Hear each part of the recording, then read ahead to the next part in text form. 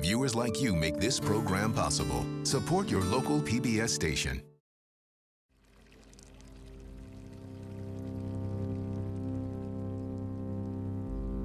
Every time I land in Rome, every single time, it's, come on, people, let's go for a ride.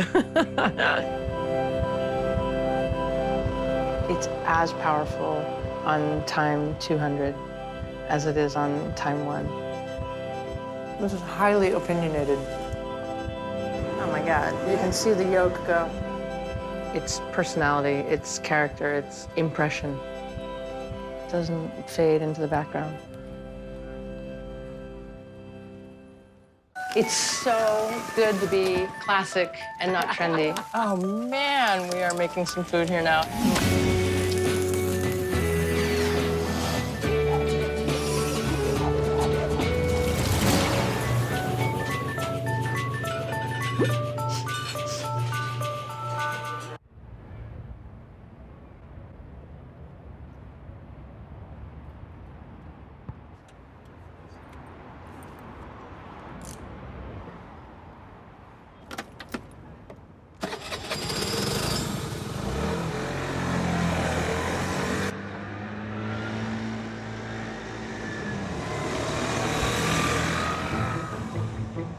The Vespa, the funnest thing to do in Rome. What can I tell you? It's like being in that big cyclone of wasps that goes through the streets, the alleys. It's exhilarating, to say the least. At first, I was the girl in the back of the bike, and that has its own magic charm to just be whisked through the streets of Rome. I came here and I met up with Michele, who later became my husband. He's Italian. To be greeted at the airport by your lover, I hate that word, but what didn't he deliver? Whisking me around on these Vespa rides. It just felt magic and was magic. That is a pretty nice way to be introduced to Rome.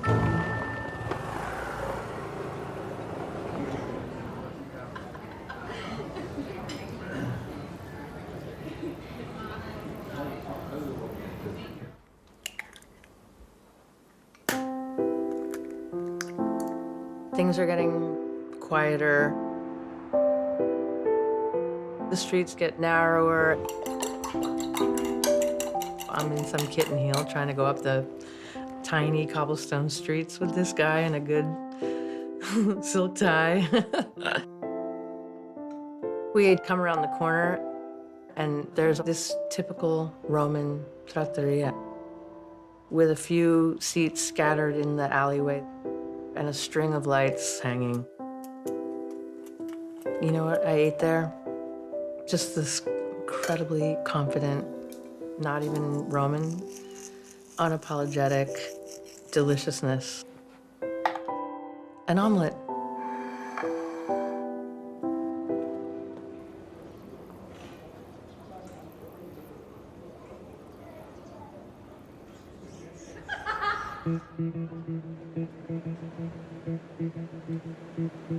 You don't have to try here. You just go for a walk.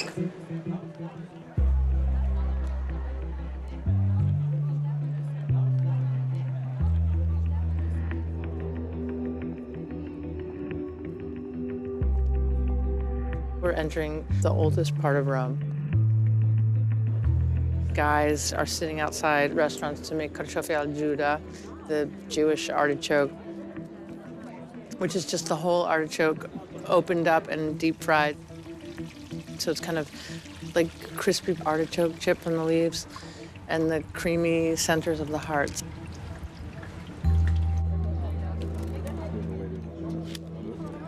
He's pretty good at it. And he can do it without looking. He's a typist. He's reading the text and typing. He knows what he's doing, and he's selling the song. It's as authentic as anything.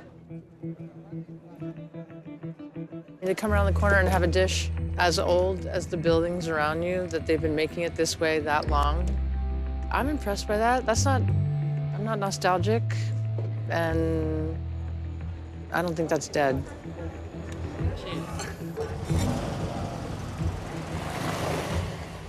We're here at Ristorante La Campana, talking to the waiters who have to do all the dirty work in the restaurant. So. And I'm with Enrico, yes. Enrico and Sergio, and we're here to make the puntarella.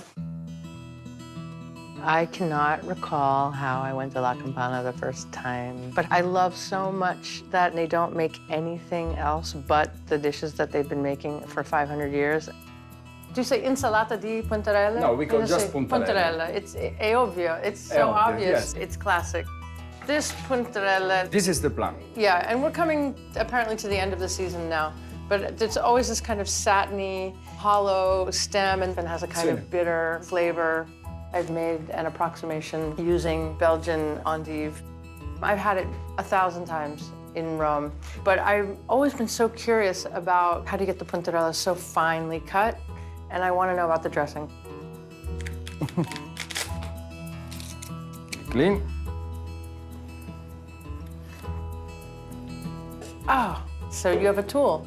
It's very important for us because before of this, we make the puntarella just By with hand. yes, by hand, and was terrible. Can you show me how you did it? Yes, the cut was very irregular like this one, but now we have like this invention, and yeah, It's made your life a lot easier. yes. This reminds me a little bit of like, it slices, it dices, it's an egg slicer, and it does nothing else. So I'm probably gonna continue to do this by hand, but I'm so glad to know about this.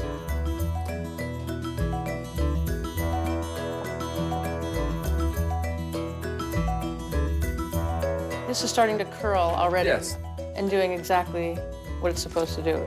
I mean, it's fantastic. Can I see the dressing? Yes. So these are whole anchovy in salt, and you don't take up the skin, you took out the bones already? No, we cut everything. The bone is very small. Yeah. And when you cut it, you don't You feel think it disappears. I mean, I can hear you cutting through the bone. And does every waiter here make it the same way with exactly the same amount of anchovy and the same amount of garlic? Yes, we follow la tradizione, so we follow the tradition. The old waiter was here, and they have teach this one to us. And now some is die, some is finished with the job. Is it written down anywhere? Like, oh, who knows how to make the dressing? No, and no. We 6 make. cloves of garlic. No, we watch and we decide. We test. Garlic, lemon, un po' di aceto, White vinegar? white vinegar, yes, olive oil.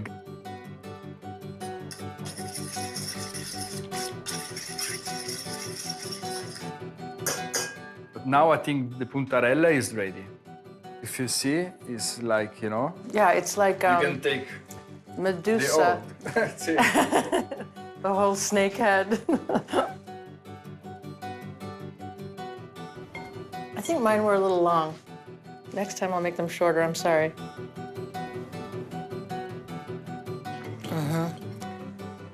And the customer knows to toss it.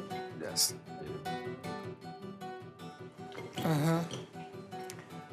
Oh my God, perfect amount of garlic. È buono. It's burning a little bit in my chest, and the lemon and oil is perfectly balanced. Yes, so the puntarella are fresh and crunchy. With this sauce, they are strong because it's garlic, anchovies. So it's a good mix. It's perfect. Yes. One is antidote to the other. I like things with strong personalities. This is highly opinionated.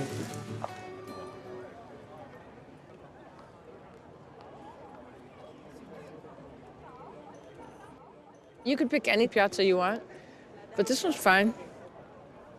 The ladies are gossiping about the day, and the families are meeting, and the tourists are walking by. And we're having a Negroni at the right time of day. First of all, this is an aperitivo.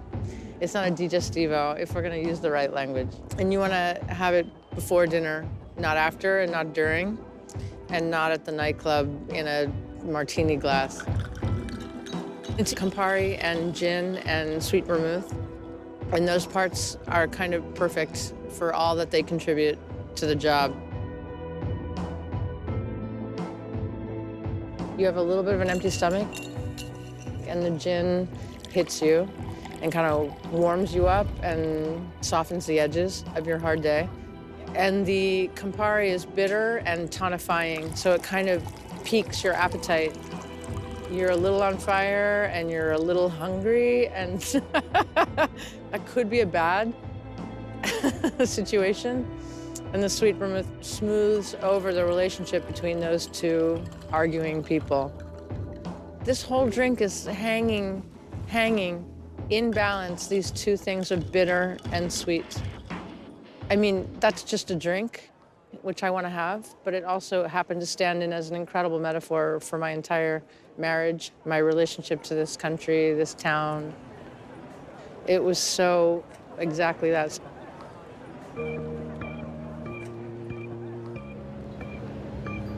Vai naturalmente, ma per me, per piacere, parla lentissimo, perché non è mia lingua prima.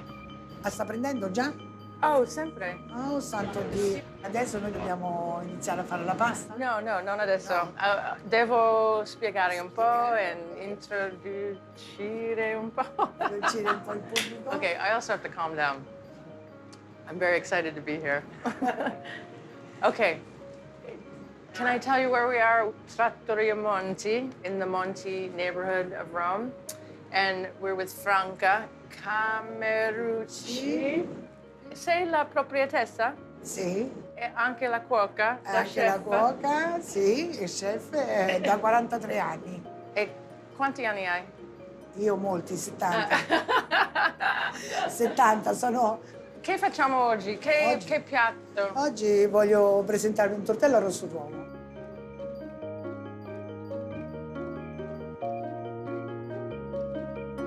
Cominciamo? Sì. Sì.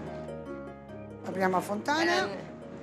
Di Trevi? Sì. È 1 chilo di farina e sono 10 uova.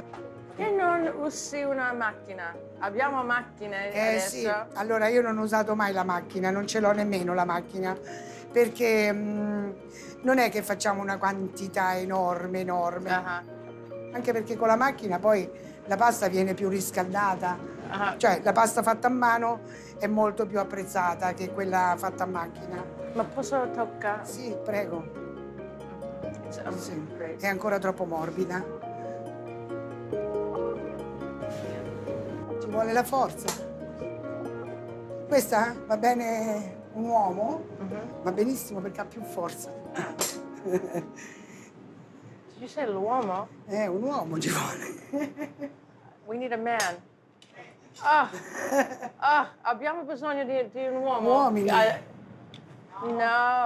Le donne no. No.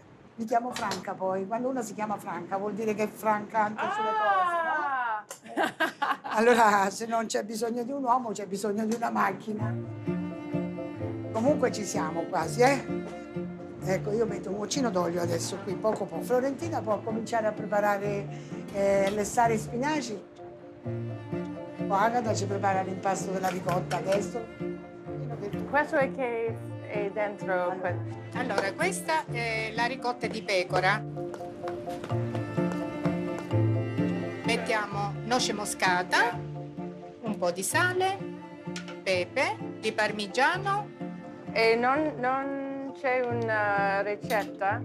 Ricette? Non assaggi un po'? Non provi? No, perché sono sicuro che va bene. Aspettiamo che gli spinaci sono pronti e poi li amalgamiamo insieme.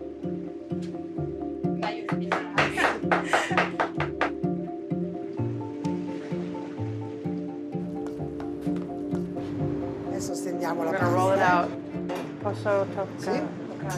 Yes. Senti com'è morbida, liscia? Yeah. Liscia? Like my face. Sì. So instead of using the table, she's using her hands against the pin itself. Oh my God, this is so good. Mia suocera usa una bottiglia di vino.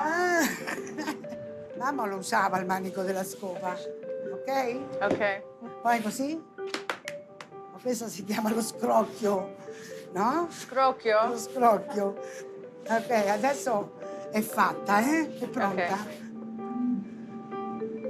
Adesso prendiamo la ricotta. Adesso facciamo il ripieno. Wow. Wow. Oh my God, I had no idea. Ripieno. Very full. Prendiamo le uova. Oh, I mean, it's already beautiful. Oh, Parmesan? Sì. Wow.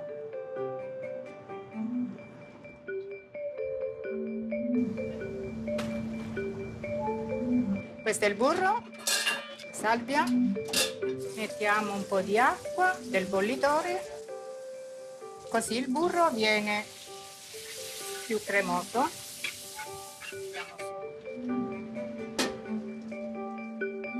E il burro è pronto. Lo rimettiamo sul tortello. Ed ecco fatto, il tortello è pronto. Bello, eh? Assaggia, Franca, assaggia. Insieme, mangiamo. Ed ecco che esce l'uovo, non deve essere cotto. Oh, you can see the yolk go. Sì. Sì, assaggia. E dimmi se è perfetto. Sicuramente no, sicuramente io lo vedo anche con gli occhi così.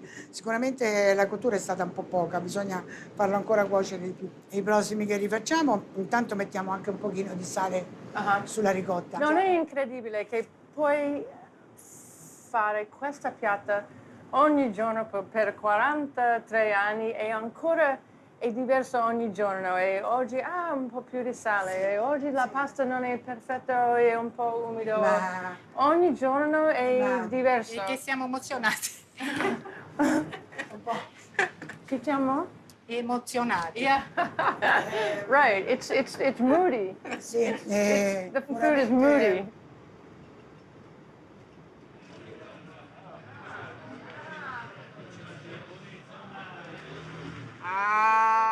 Obbire sta morendo gelosia e ad un tratto morderai la braciola e sei più piccola che mai. Faccio un piatto piatto, quasi esattamente. una versione del Yeah, mio. I mean quasi.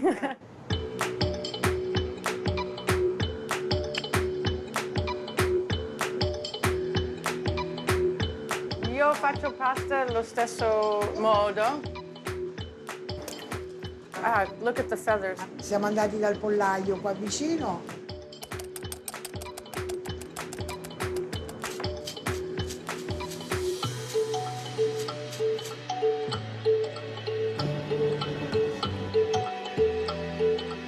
Quadrato. Abbiamo la nostra pasta, fazzoletti, acqua bollente con un po' di aceto bianco. E con l'aceto si chiude l'uovo. E poi un po' di prosciutto cotto, ma 2 secondi.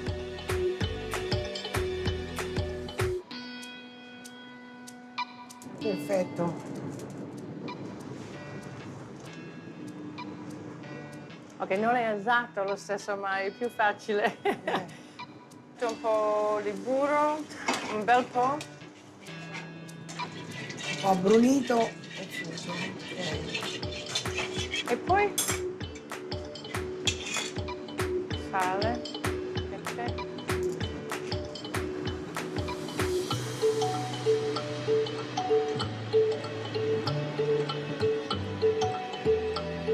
Mangiamo. Bello, bellissimo. Non è esatto un tortello, non è un raviolo, ma è un fazzoletto. Un fazzoletto. Vuoi assaggi un po'? Certo.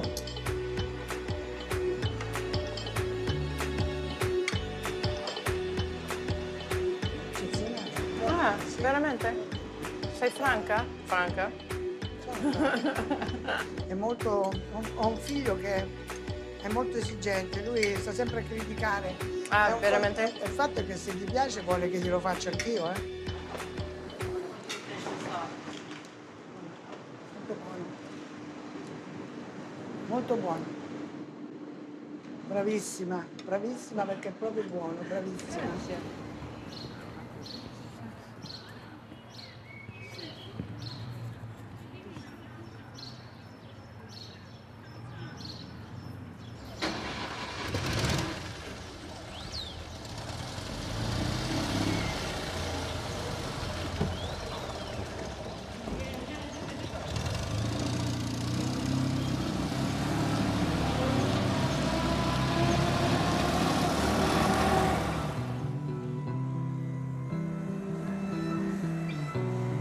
This is one of the first things that Michele brought me to see in that beginning phase of our knowing each other. Completely out of control of my own destiny, just following him wherever he would lead.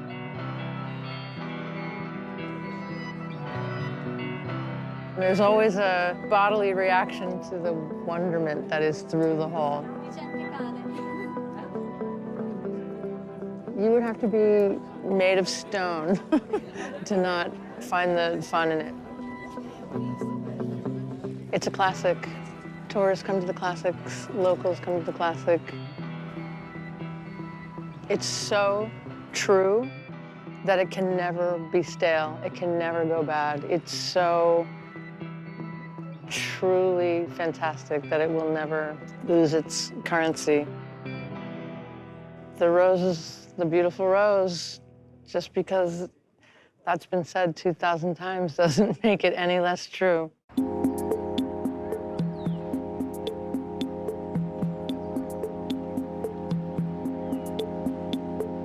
I don't want to just love Italy like the newly arriving seduced person does.